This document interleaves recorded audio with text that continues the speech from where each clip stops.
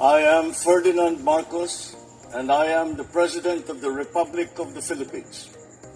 I stand today on behalf of 110 million Filipinos. Kunti lang to. Hi everyone, hello universe, it's me again. Shout out sa mga Marcos loyalists, supporters, Filipino and OFW. Kumusta po kayo? Happy New Year, January 1, 2026 tayo ngayon mga kababayan. Maraming nagtanong, bakit nga ba nag-iingay si Congressman Libiste? Diba? Ano po ang dahilan? Bakit tila batingaw, umaalingaw-ngaw na walang laman? Sabi ni Congressman Tinio, kung totoo ang mga aligasyon niya, patunayan niya with backup, strong evidence sa mga taong inakusahan niya. Kasi halos Marcos administration, yung mga gabinete niya, sinangkot niya mga kababayan. Diyan pa lang, ang tingin ko Duterte style yan eh. Di ba? So well, para kompleto detalyado, pakinggan nyo, basahin ko sa inyo at magkomento kayo. Ito po ang totoong dahilan. Yan ang sinasabi. Anong sinabi? May sabi dito, produkto ng Duterte.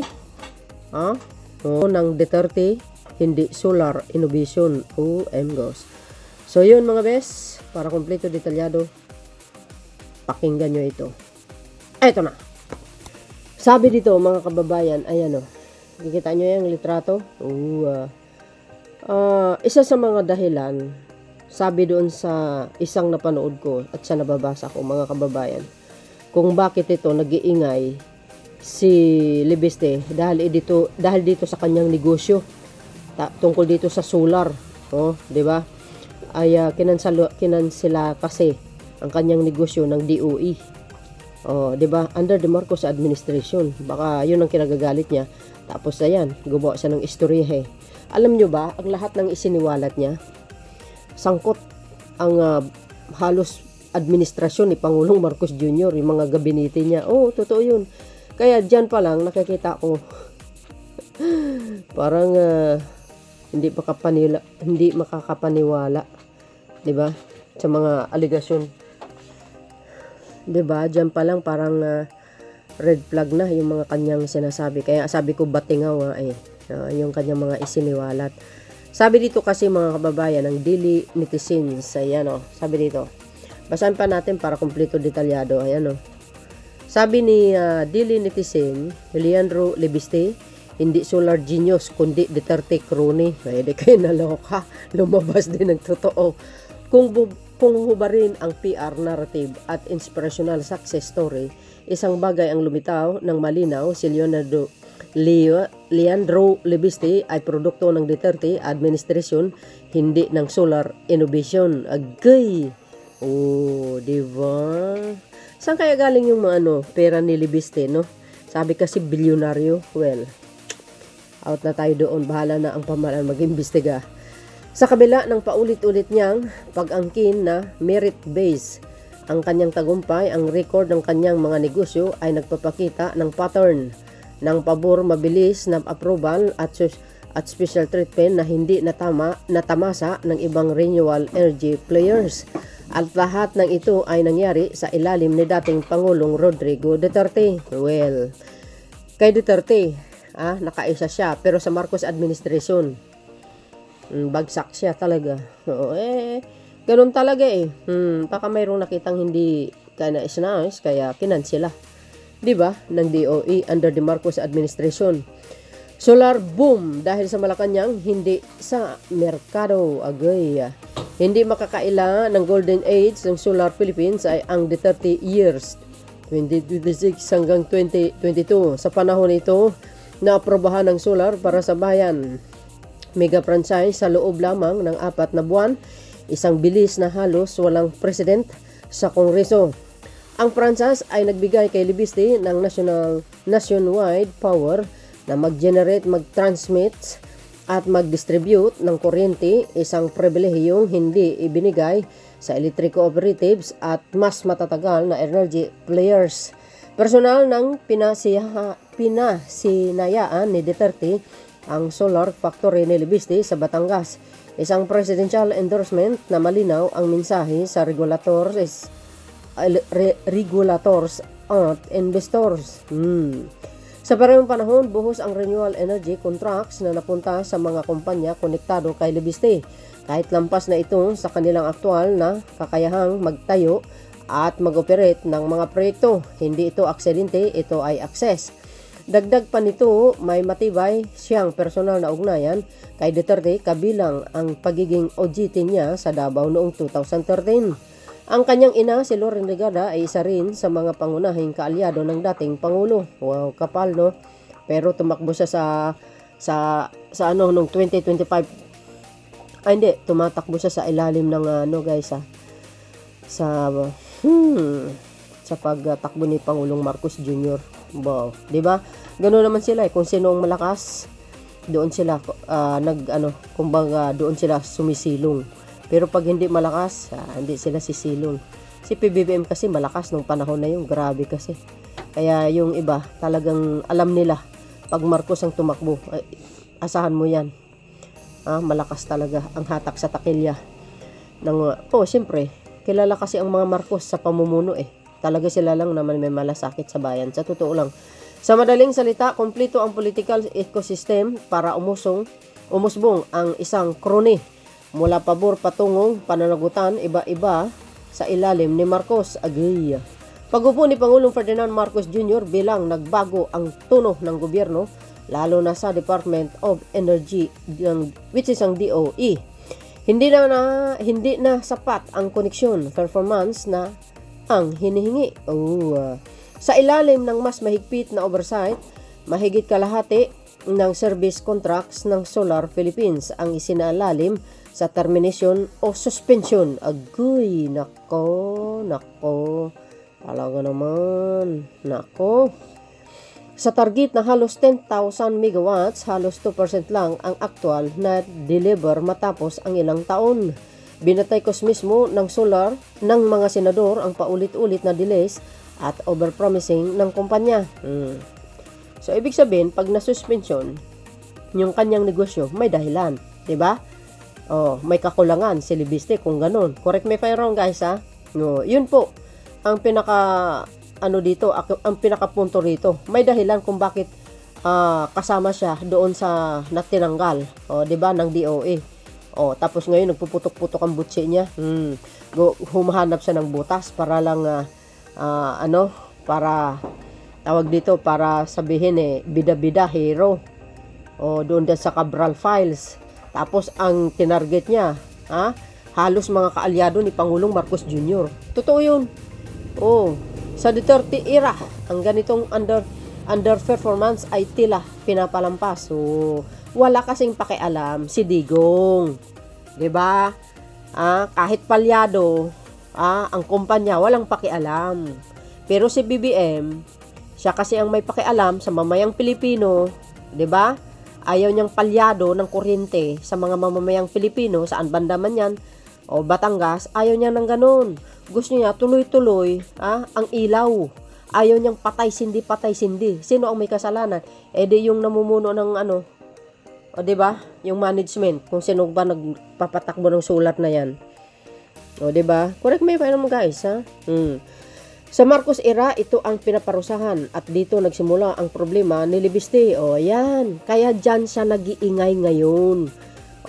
Totoo yun. Kasi halos gabinete ni Pangulong Marcos Jr.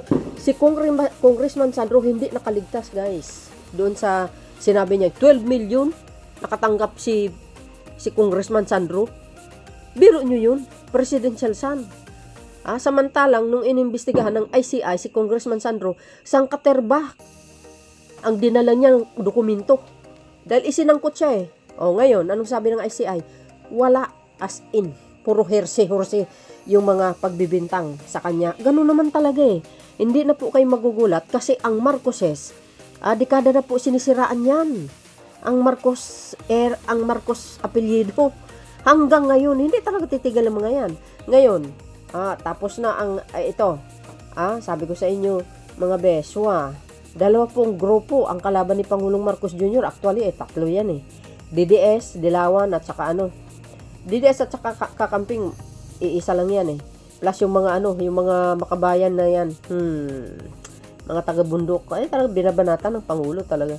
Kaya nga, 3 versus 1, biro nyo yun. Pero ako naniniwala sa tulong ng Panginoon kay PBBM, talagang malalagpasan niya lahat ng pagsubok sa buhay niya, lalo sa administration niya. Alam po natin yan. At we all know naman, ang sambayan ng Pilipino nakamasid.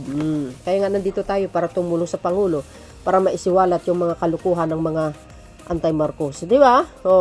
Hindi talaga siya makaisa. PBBM pa. Very meticulosong presidente yan.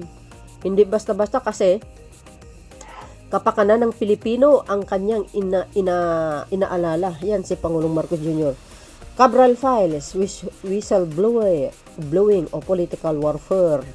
Sabi dito, kasabay ng pagkansela ng mga kontrata at paghihigpit ng DOE, biglang naging pinakamaingay na kritiko ng Marcos administration si Libiste, gamit ang tinatawag na Cabral Files. Sinasabi ko sa inyo, guys. Di ba? Yan, di lumabas din ng totoo. Ay, di kayo naloka. Kanselado ang kanyang negosyo kasi nga may dahilan. May dahilan. Ang akala niya kasi mautakan niya ang Pangulong Marcos Jr. Pues nagkamali talaga si Libiste. 'Di ba? Bakit? Hindi BO ang sambayan ng Pilipino para paniwalaan sa kaya. 'di ba? Remember, Marcos loyalist supporters. Basang-basa na yung mga style ng mga DDS, guys. Naka. Ngayon alam nyo na kung anong dahilan. Ayan. Di ba? Kakahiya. Feeling malinis no? Feeling malinis. Talaga naman. Lalabas at lalabas ang kanyang baho actually. Ngunit imbis na dumaan sa legal at institutional channels ang mga dokumento, ito ay pinagkakalat sa media at social media. May seryosong issue sa pinanggagalingan at legalidad at malinaw na may layunin sirain ang administrasyon sa political na antas. Obvious ba mga kababayan? Pinagkakalat niya sa social media, Cabral Files. Ngayon, sabi ng pamahalaan, kailangan imbestigahin ito si Libiste kung saan galing ang paano niya nakuha ang Cabral Files. Supposed to be, hindi siya authorized na kukunin yun. Parang, di ba? Parang mas siya parang mas may karapatan siya kaysa kay Secretary Dizon. Di ba? Ngayon, ito na yung katotohanan kung bakit nag-iingay na wala si Meow Meow, ngayon may asong aw-aw, di ba? Sabi dito, para sa mga kritiko, hindi ito transparency, kundi destabilization. Ang tanong ngayon, bakit biglang naging anti-corruption crusader ang isang negosyanteng tumahimik noong pabor sa kanya ang sistema, hindi prinsipyo, kundi interes. Yes! Ganun talaga di ba? Ganun Pero mo, may kapalpakan yung negosyo niya. Sarili niya lang inisip, parang selfish ka nga. Hindi inisip yung mga nasasakupan kung ganun man, 'di ba? Di ba? Ano sabi, hindi prinsipyo kundi interes. Pera talaga ang mahalaga sa mga tao. Pero yung kapakanan ng sambayan ng Pilipino, hindi mo pinahalagan. No? 'Di ba, mga kababayan? Ayan. At least dito makikita niyo mga kababayan, ang katotohanan. Ano ba ang dahilan kung bakit nag-iingay ito si Libiste? Para sa akin, at marami po ako nabasa, mga political analyst, mga ibang mambabatas, sabi nila, kung totoo man yung mga pinakalit ni Libiste, why not na hindi niya samahan or back-upan ng strong evidence laban sa mga taong binabanggit niya. Yun naman na talaga importante Pero kung salita ka ng salita na wala ka namang strong na ebidensya laban sa mga taong inakusa mo, ay nako, para kang tulad ka ng isang batingaw, umaalingaw-ngaw, pero wala namang laman. Yan, batingaw yan Hindi lang batingaw, asong ulul. Di ba? Kung susuriin ang timeline, malinaw ang pattern. Duterte admin, mabilis approvals, endorsement, contracts at yaman. Marcos admin, scrutiny, termination, delays, at pagkawala ng pribilehiyo. Yan, si PBBM, the best president ever. O, di ba? Hindi, basta-basta yan. Ganun ang isang leader na dapat nating suportahan. Kasi, si Pangulong Marcos Jr., ang tinitingnan lang niya dito, ang kapakanan ng sambayanang Pilipino kontra sa isang nagmamay-ari ng negosyo. 'Di ba? Oh, you see, guys, napaka-the best talaga ang Marcos administration. Tingnan nyo, ang Pag-asa Island, Siquijor. Ay, alam nyo naman, ang Siquijor, dekada na, walang ilaw. As in, nagtiis sila. Dumaan si Digong, walang nangyari. Dumating ang admin ng Marcos, oh, what happened? Ngayon, may ilaw na sila. Katulad din ng Pag-asa Island. Look, di ba? Ang saya-saya. May ilaw na sila. Under ni Marcos administration. You see, ganun dapat ang isang leader. O, sabi pa dito, para sa marami, hindi ito laban para sa good governance. Ito ay laban sa isang krone na wala ng proteksyon. Wala na kasi. Nakulong sa dakik. Di ba? Kasi PBBM, tahimik lang. Hindi po paalawa, hindi nagmumura. Ano lagi kong sinasabi? Tahimik pero mapanganib ang galaw. Dumidipindi po yan kung ano po ang nakasaad sa saligang batas. Yan ang totoong leader. Ang araw ng solar krone ay palubog. Gagay! Kaya nang gagalaite, si Libiste, palubog yung negosyo niya. Kaya pala, minsan naiisip ko mga kababayan, itong destabilization na ito, gusto nila talaga patalsikin ng Pangulo. Tsaka gusto nila paupuin yung isang Duterte kasi para masave yung mga negosyo nila at masave yung mga taong nakakulong. Tsaka yung mga taong nagtumakas tulad ni Harry Roque. Kasi pag nakaupo, pag nakaupo si Chakadal, lahat yan was out ang mga issue. Balik. 'Di ba? Si PBBM, no. Hindi basta-bastang pangulo, di kalidad, very classy po 'yan. Sorry na lang. May pagkakamali ka 'di ba? Kung ikaw mismo ang may-ari ng isang negosyo tulad ng solar, kung maganda ba naman ang pagpatakbo ng negosyo mo, kailangan pang suspindihin? Of course not, 'di ba? Hindi. Kasi maganda ang pagpatakbo mo Nakikinabang ang sambayan ng Pilipino sa Batangas. Taga Batangas yan, 'di ba? Oh, 'di ba? Pero dahil mayroong kang pagkakamali, pagkukulang sa negosyo mo, natural. Kahit ako ang pangulo, suspindihin kita. Pag may pagkakamali ka, sasampahan pa kita ng kaso. O, 'di ba? Hindi tinatanggihan na may papel ang solar energy sa kinabukasan ng bansa. Ngunit malinaw rin ang pagyaman ni Leandro Lebiste ay hindi hiwalay sa politika, lalo na sa isang administrasyong kilala sa padrino at cronyism.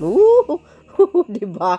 Alam nyo, ito in my own thoughts or opinion, thinking, mga kababayan, yung mga malapit kay Digong, mga crony niya, parang yung mayaman, diba?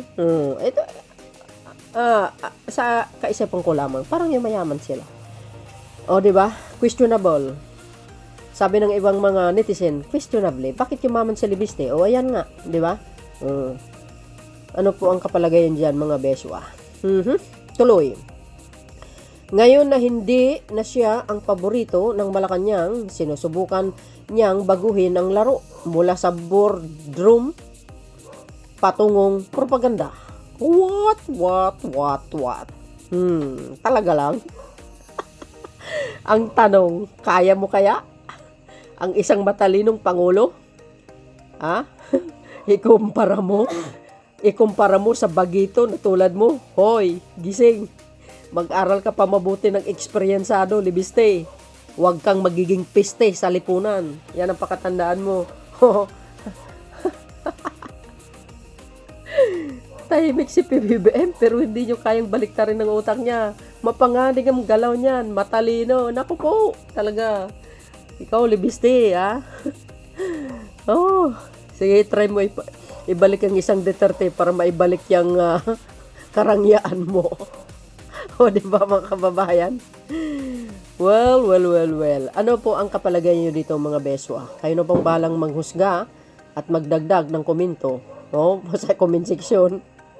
Sa huli, ang tanong ay hindi kung Solar, Advocate, Celibisti. Ang tanong ay ito. Kung walang Duterte, sino si Leonardo? O, di ba guys? Kung walang Duterte, sino si Leandro Lebiste? Well, sa ngayon, nakikita ko, nagiging piste siya sa lipunan. Idinawit yung anak ng Pangulo. Ay, sus, mapapahiya ka lang, Labiste. O, ayan o. Kaya, di ba, nung last election ni Pangulong Marcos Jr., remember, sinabi ko sa isang video ko, ang Pangulong Marcos Jr., very maingat yan sa mga nakapaligid sa kanya. Lahat po ng mga kaalyado nyo ng panahon na yon sa kampanya, lahat yun guys, hindi talaga maka Marcos. Maraming mga doon pretending like onions. O, di ba? Kunwari pula, pagdating sa pinakalooban, dilaw. Di ba? O kaya, verde. Ganun lang yun Ay, nako. Ayan o. See? Crying Leonardo Lebeste, hindi Solar Genius, kundi digonggong nyo. Di po, baby. Crony. Ito talaga si Alerta, o. O, kung huhubarin ang PR ng narrative at inspirational success story, isang bagay ang lumilitaw ng malinaw, si Leonardo Lebiste ay produkto ng Duterte administration, hindi ng Solar Innovation. Wow! Money talks, guys. Ganyan talaga Ewan ko ba? Alam nyo, ang pera. Bilyon-bilyon ang pera mo sa bank account mo. Diba? Kung sana maganda ang pamalakad mo, wala namang problema.